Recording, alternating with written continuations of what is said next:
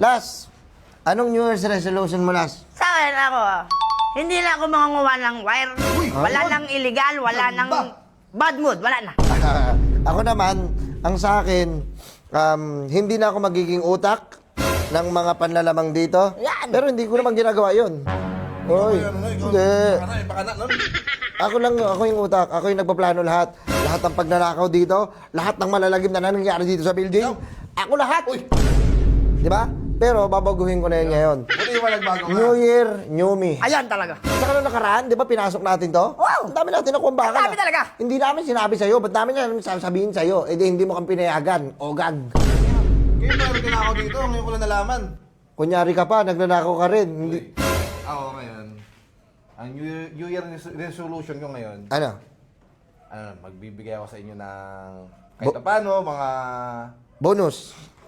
bonus, patagal pa yung bonus, mga 1K. 1K na ano? 1K na tigi piso. Ano yun? Isang linggo namin yun. Tangina nyo, isang linggo, isang buwan. Oo ba